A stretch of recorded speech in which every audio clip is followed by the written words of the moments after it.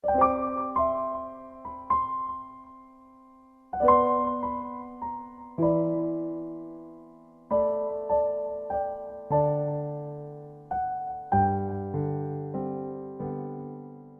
pagi pendengar setia Radio Cakrawala yang diberkati Tuhan kita Yesus Kristus. Salam jumpa kembali pagi ini sahabat Cakrawala. Senang sekali rasanya saya dapat menjumpai semua sahabat Cakrawala pagi ini. Saya sungguh yakin dan percaya bahwa kita semua ada dalam keadaan yang sehat, ada dalam keadaan yang kuat dan diberkati oleh Tuhan. Kalaupun ada di antara sahabat Cakrawala yang pagi ini mungkin dalam kelemahan tubuh, maka doa dan harapan saya kita semua akan dijamah dan dipelihara oleh Tuhan kita Yesus Kristus. Percayalah bahwa Dia tidak pernah tinggalkan kita, dan ketahuilah bahwa bilur-bilurnya senantiasa menyembuhkan setiap orang-orang yang berharap penuh kepadanya. Sahabat Cakrawala, pagi ini saya kembali Kapten Jeffrey Manansang menemani kita dalam program Roti Hidup, program renungan-renungan yang kami sajikan untuk sahabat Cakrawala, tentunya yang akan terus menambah semangat kita, menambah pengetahuan kita akan firman, dan terlebih khusus menuntun langkah kehidupan kita. Dan pagi ini sebelum kita merenungkan bagian firman Tuhan, saya mengajak kita sekalian untuk berdoa. Mari kita satu dalam doa. Bapa di sorga, Tuhan Yesus Juru Selamat kami datang kepada Tuhan pagi ini bersyukur dan berterima kasih kepadamu, sebab pertolongan dan perlindungan Tuhan sepanjang malam sudah kami nikmati. Pagi ini kami bangun dengan tubuh yang diberkati, dan sebelum kami melakukan segala aktivitas kami ingin mendasari kehidupan kami dengan firman-Mu. Maka tolonglah kami semua yang akan mendengar renungan ini, maupun hamba-Mu yang akan berbicara atas nama Tuhan. Suci kuduskan kami Bapa, sehingga kami layak mengerti maksud Tuhan bagi kehidupan kami. Terima kasih Tuhan Yesus, ini doa kami. Dalam nama Tuhan Yesus Juru Selamat kami berdoa. Amin. Pendengar setia Radio Cakrawala yang diberkati Tuhan kita Yesus Kristus. Beberapa waktu ini kita terus berbicara mengenai Roh Kudus. Secara khusus ketika kita bicara mengenai penyertaan Roh Kudus bagi gereja. Nah, secara umum saudara-saudara, gereja atau teologi Kristen memahami tentang dominansi kealahan, yang selalu ditunjukkan bahwa Allah Bapa itu dominan ketika terjadi penciptaan, kemudian Allah Putra Tuhan kita Yesus Kristus dominan dalam kasus atau peristiwa penebusan, dan tentunya kita kenal satu pribadi Allah, di mana Allah Roh Kudus yang dominan ketika menyertai gereja atau disebut sebagai masa anugerah. Tetapi sahabat Cakrawala, kita melihat bahwa ketritunggalan ini bukan sebuah hal yang terpisah-pisah, tetapi merupakan hal yang menyatu, di mana sebenarnya Allah ada dalam segala termin kehidupan manusia, baik itu di masa lalu, baik itu di masa penebusan, maupun di masa penantian akan kedatangan Kristus kedua kali. Dan gereja di minggu-minggu ini, seperti yang sudah saya bahas dalam beberapa waktu yang lalu, bahwa kita masih sedang berada di minggu-minggu memperingati keturunan Roh Kudus atau Minggu Pentakosta, di mana Roh Kudus turun dan melingkupi murid-murid, dan kita juga percaya sampai hari ini Roh Kudus masih terus menyertai saudara dan saya sebagai orang yang percaya. Nah, ketika bicara tentang Roh Kudus, ini bukan hal yang mudah, sebab Roh Kudus adalah pribadi yang tidak terlihat. Tetapi apakah ketika kita tahu bahwa Dia tidak terlihat, maka itu artinya Dia tidak bisa dibuktikan? Nah, ternyata sahabat Cakrawala, kita dapat membuktikan kehadiran Roh Kudus melalui dampak-dampak penting. Nah, itu sebabnya saya ajak dulu kita baca firman Tuhan. Pagi ini akan menjadi dasar dari perenungan kita, firman Tuhan yang terambil dalam Efesus 3 ayat 16 sampai 21. Sahabat Cakrawala yang punya Alkitab di rumah, kita bisa membacanya bersama-sama. Efesus 3 ayat 16 sampai 21. Saya akan menuntun sahabat Cakrawala dari tempat ini.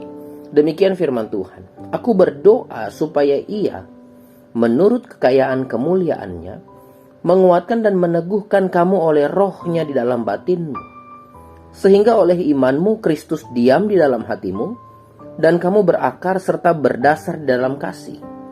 Aku berdoa supaya kamu bersama-sama dengan segala orang kudus dapat memahami betapa lebarnya dan panjangnya dan tingginya dan dalamnya kasih Kristus, dan dapat mengenal kasih itu, sekalipun ia melampaui segala pengetahuan.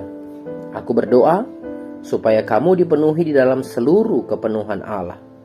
Bagi Dialah yang dapat melakukan jauh lebih banyak daripada apa yang kita doakan atau pikirkan, seperti yang ternyata dari kuasa yang bekerja di dalam kita.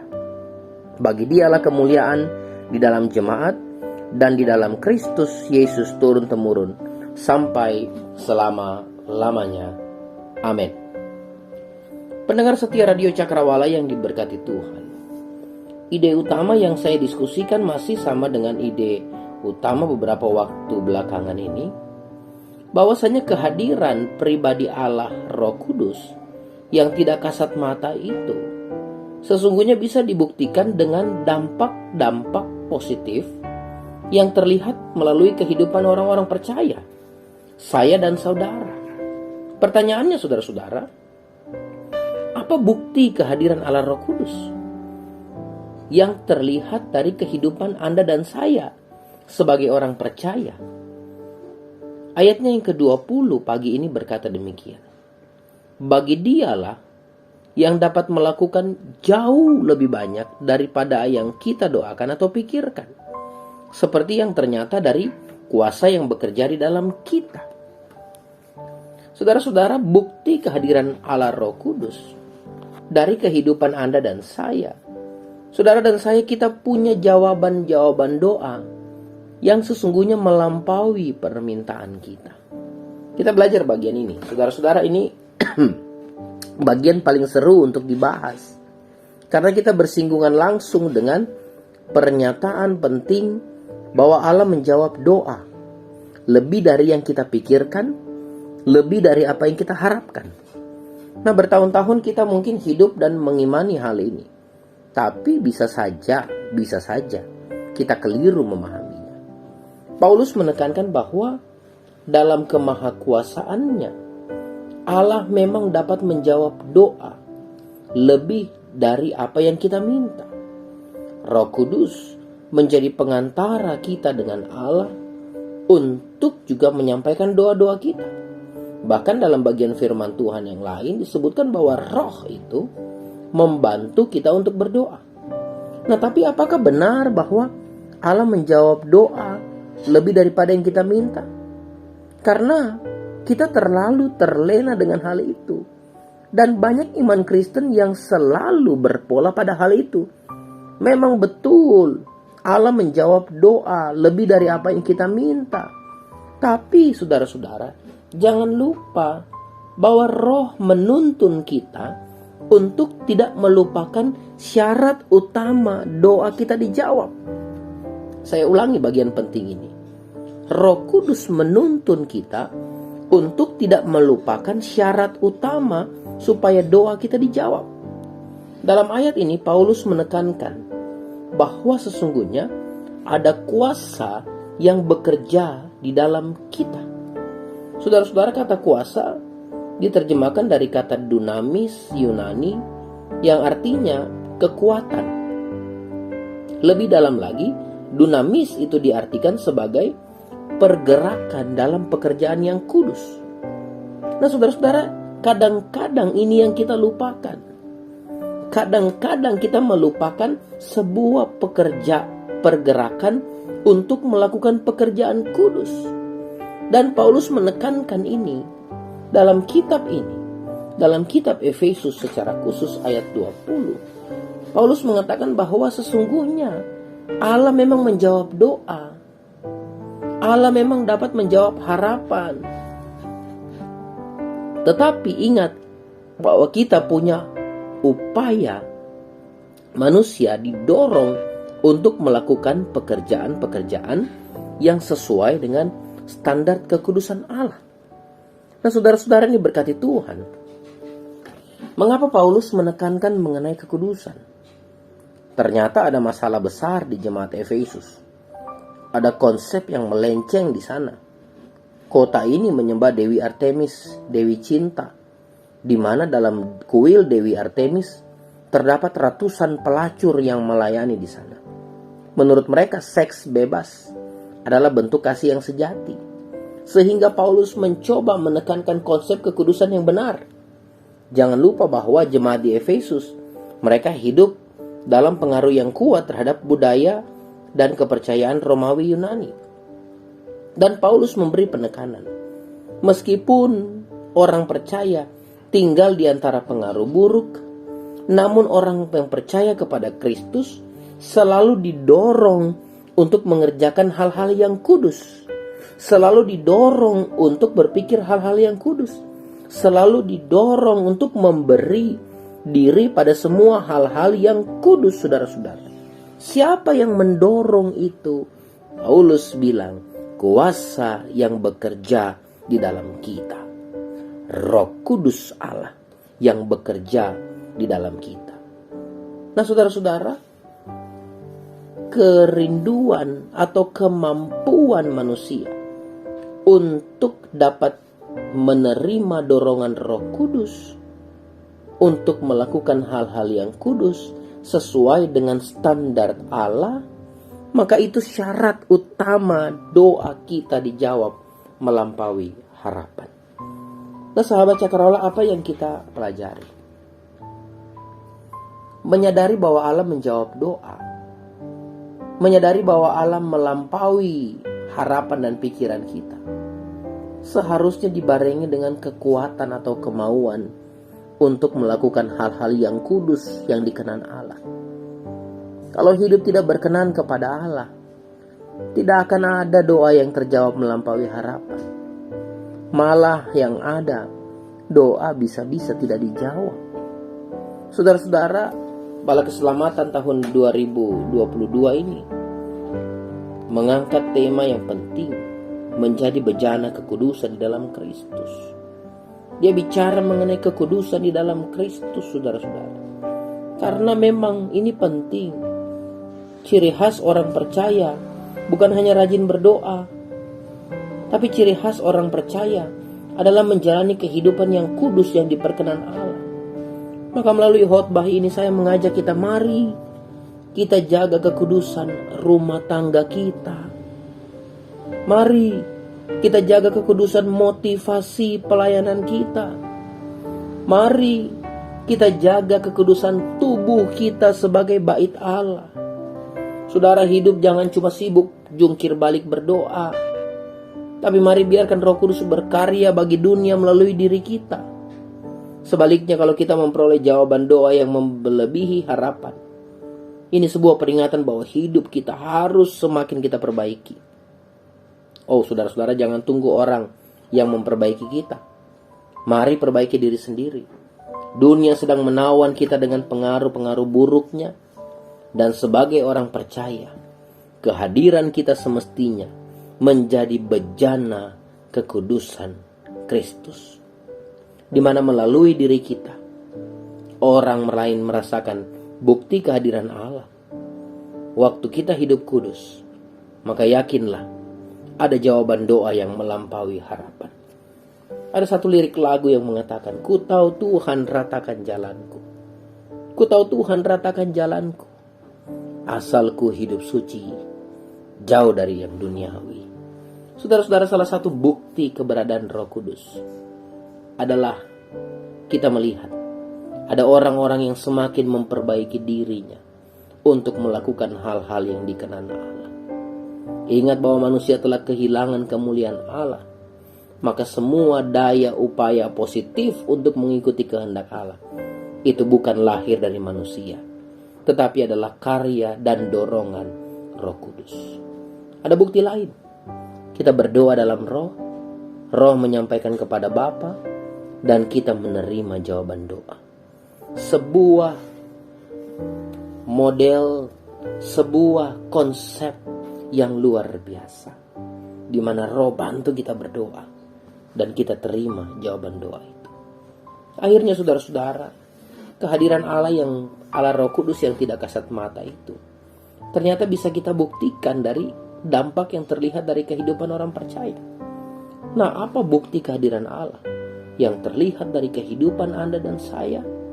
Pagi ini kita belajar bahwa bukti kehadiran Roh Kudus dalam diri saya, dalam diri saudara, dalam diri setiap orang percaya, dalam rumah tangga Kristen, dalam kehidupan orang-orang muda Kristen, ada kemauan untuk menjalani hidup kudus sebagai syarat penting doa yang melampaui permohonan. Biarlah kita terus memberi diri untuk didorong Roh Kudus melakukan hal-hal yang kudus. Biarlah kita selalu memberi telinga kita untuk mendengar arahan Roh Kudus untuk melakukan kehidupan yang kudus. Biarlah mata kita selalu dituntun oleh Roh Kudus untuk dapat melihat pekerjaan-pekerjaan yang kudus.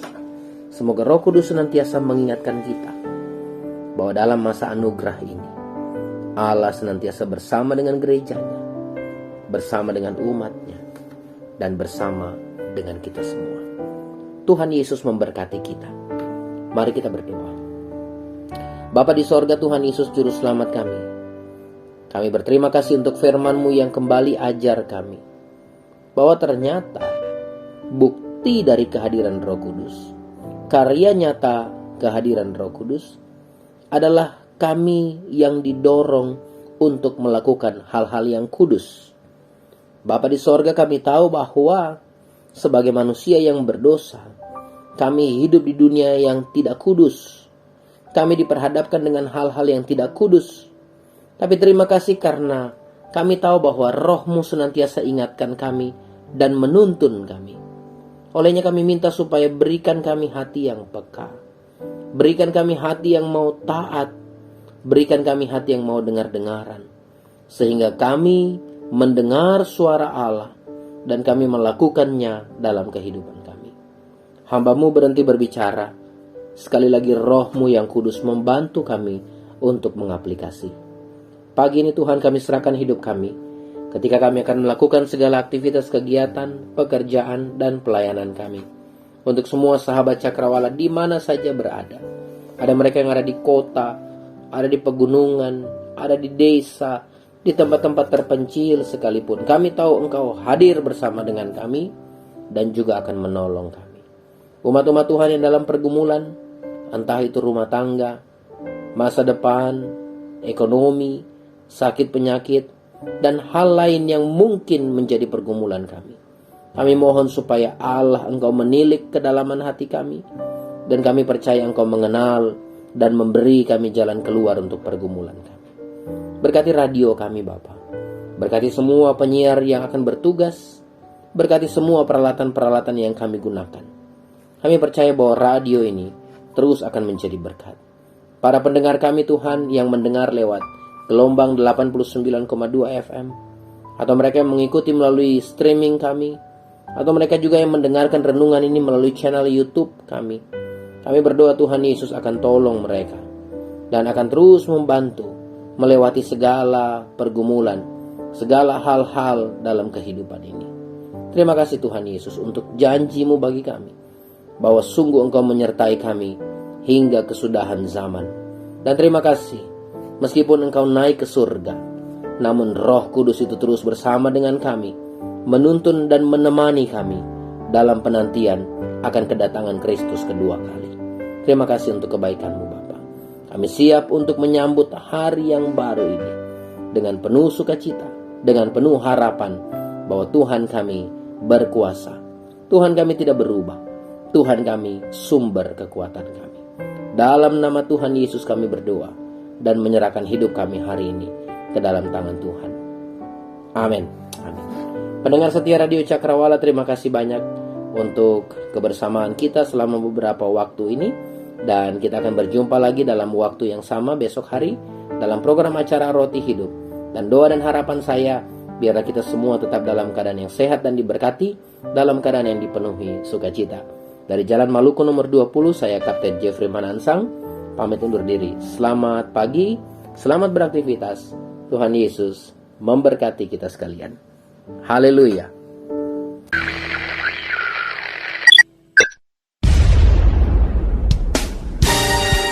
Pastikan Anda tetap bersama dengan kami di gelombang 89,2 FM The New Cakrawala Radio. God bless us.